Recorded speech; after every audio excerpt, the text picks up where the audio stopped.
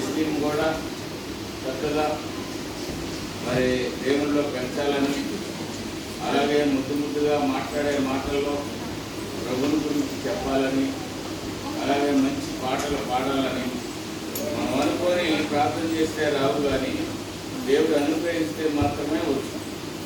అందుకనే మరి బిడ్డలు దేవుడిచ్చే బహుమానం స్వాస్థ్యం. మరి ఈ కుటుంబంలో దేవుడు బహుమానాన్ని ఇచ్చాడు, అలాగే స్వాస్థ్యాన్ని కూడా ఇచ్చాడు. కాబట్టి ఆ బిడ్డలిద్దరిని దేవుని కొరకు పెడతారు. దేవుడు మీకు సమృద్ధిస్తూ ఉన్నాడు. సమృద్ధిలో పిల్లలు మరి దేవుని యొక్క బిడ్డలుగా ఎదగాలి. ఒకటి వాళ్ళకి క్రమశిక్షణ నేర్పాలి, రెండోది వాళ్ళకి అలవాట్లు నేర్పాలి, మూడోది ఆహారంతో పాటు దేవుని వాక్యాన్ని కూడా వారికి అందించాలి. అలా అందించినటువంటి బిడ్డలు ఆశీర్వాదించబడతారు. అలా అందించినటువంటి బిడ్డలు దేవుని క్రమశిక్షణ కలిగినటువంటి బిడ్డలుగా ఎదుగుతారు.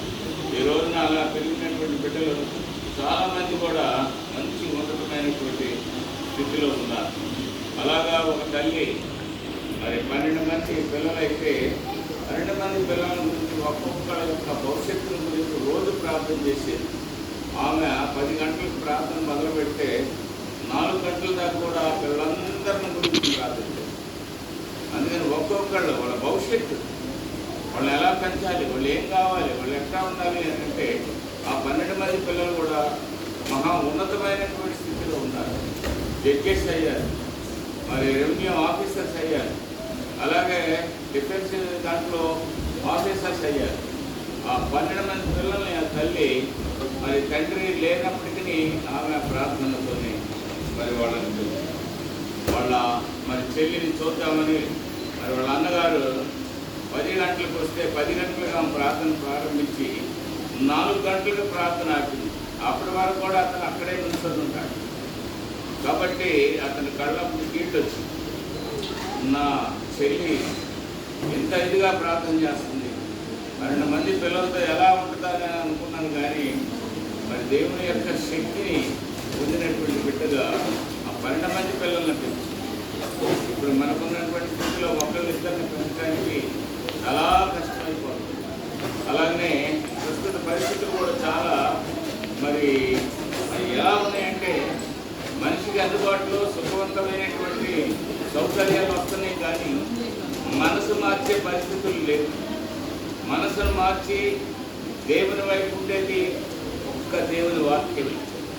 ఆ వాక్యంలో కనుక బిడ్డల్ని నడిపిస్తే, ఆ వాక్యంలో కనుక ఆ బిడ్డల్ని మరి నేర్పిస్తూ ఉంటే మరి వాళ్ళు పెద్దవాళ్ళు అయినా కూడా, అందుకనే బైబిల్ వాక్యంలో చెప్తారు, మరి బాలుడు నడవలసిన త్రోవను వారికి నేర్పము, వాడు వృద్ధుడైనను దాని నుండి పలుకు. కనుక మన అలవాట్లు ఎందుకంటే మనిషి చెట్టుని మనం పెంచేటప్పుడు అది తగినటువంటి నీరు, తేమ, అలాగే ఏపుగా పెరిగేటట్టు మనం చేయవలసినటువంటి బాధ్యత. పిల్లలు కూడా మొక్కలు పెంచుకోవాలి. అందుకనే ఒక చోట మరి కీర్తనకారుడు అంటాడు, నీ పిల్లలు నీ బల్ల చుట్టూ ఒలీవల మొక్కలు వరే ముందు.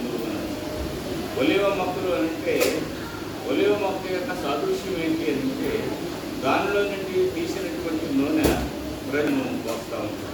అనగా ఆ బిడ్డలు చేసేటటువంటి ఆరాధన, ఆ బిడ్డలు నడిచేటటువంటి నడవక, ఆ బిడ్డలు చూస్తున్నటువంటి పరిస్థితులు, ఇవన్నీ కూడా దేవునికి దూపంగా, దేవునికి దూపం వేసి ఆరాధన చేసేటటువంటి ఏదైనా మనస్ఫూర్తిగా మంచావాచాలను పూర్తిగా మరి దేవుని బిడ్డలుగా వాళ్ళు ఎదగాలి, దేవుని బిడ్డలుగా వాళ్ళు చేయాలి. కనుక మరి మనకిచ్చినటువంటి ఈ సమయం తల్లిదండ్రులుగా ఈ స్టేజీ కనుక దాటితే మనం ఏం చేయలేము.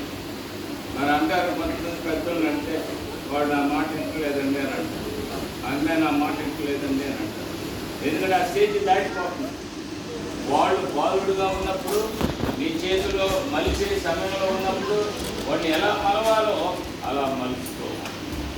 అలా మలుచుకొని ఆ బిడ్డల్ని మరి పెంచాలి. రోజున ఎంత ఖర్చు పెట్టి మరి అమ్మాయి యొక్క మొదటి బర్త్డే చేయడం అనేది ఆ కుటుంబానికి అవసరం. అలాగే